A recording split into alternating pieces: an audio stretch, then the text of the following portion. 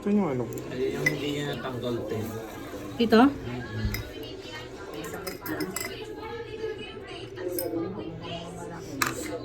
Hindi niya kinat mo. Hindi naman ganyan yung pagkakakatmas sa kabila, di ba? Kasi siya yung tumapos niya. Hindi niya rin nakakuha yung pinakalaman.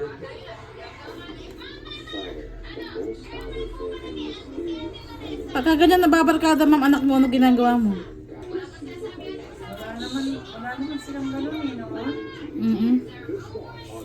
So ako ililipat yan, silangan o gusto ko inyo iray eh. So, ano tingin mo, ma'am, yung ira o bagong silangan? Ito nga sa bawat silang tayo. Bagong silangan na lang, no? Grade 7 ba yun? Mag-grade 8 na siya ngayon, ano? Hindi na lang may para sabay kami tatlo. Wala, may grupo-grupo rin yan. Tanong mo sigap. Kaya nga, away-away din dyan, nakita ko eh. Pero yung grupo naman namin nun, mga nagbababad kami sa magkakasama kami, pero ang ginagawa namin puro school work naman kami. No? Nawalan siya sa ano sa focus sa pag-aaral, hindi sa competitive. Puro kalandian na lang ata May gano'n inasikaso. may gano'n kasi Diba, talaga tayo. makikita naman yung grades niya eh. Diba, transfer siya. So, makikita yun. Ano siya ng teacher, matatas ang grades niya. Siya yung palaging gagawin leader doon. Pero anong nangyayari yan? Siyempre siya. Nasa private ba? Nasa private yan eh. In-enroll ko na din sa silangan. Section 1 nga sa dyan ng grade 7 eh. Eh yung tito ng asawa ko ayaw pumayag. Nagpadala ng pang tuition. Siya nagbabayad ng tuition. Kaya nga eh. Eh pagka ganun ayaw pa din sa grade, sa ano ko saan yung ira? Kasi libre na may tuition niya eh. Maganda naman sila yung ira. Hindi ako graduate. Ayaw ko dito, malapit lang. Baka ba gumrado sa New Era? College.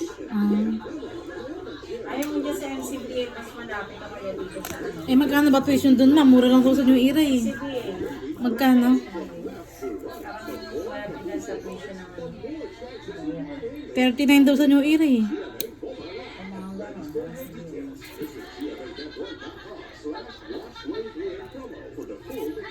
yung tito niya sa Australia, yung sumasayo. Sagot pa naman ka. Section 1 na nga siya dito sa grade 7 no ano eh. Pinahugot pa eh. Pinahugot. Binalik.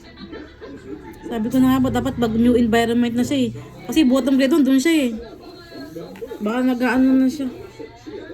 Masyado na sa kampante no? Wala na malipat.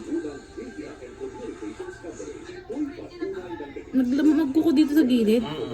Di ba hindi natin pinakot-kot yan? Sakit? Medyo.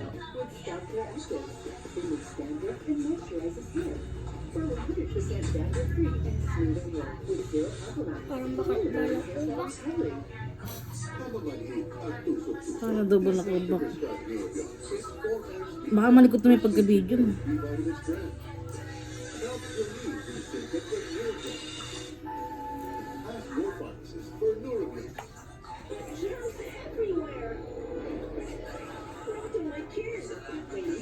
Okay pala, nagkuko na dito eh. Oh. Kaya nga, Hindi na masakit. hindi naman. Mainam para magkakaroon sila ng kuko, gaganda na yung tubo. Gupitan mo na.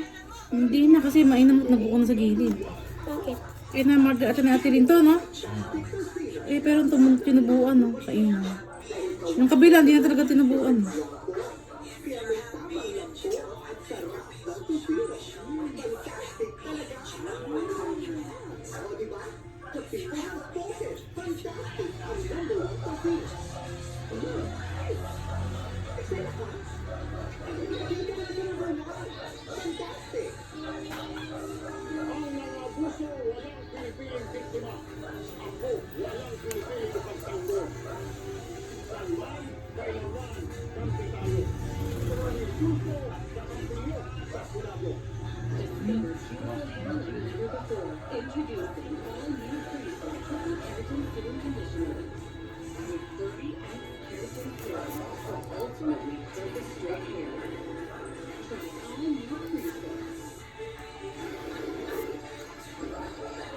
Kikinisin ko lang.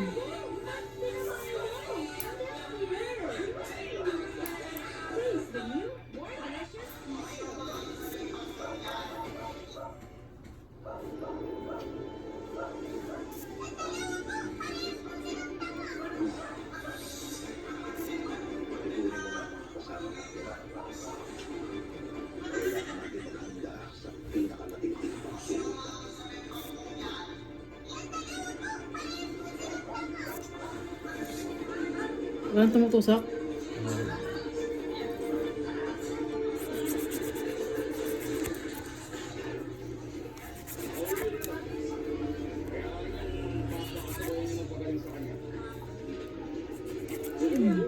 Magaganda na ulit. Tama yung hinaba, oh, no?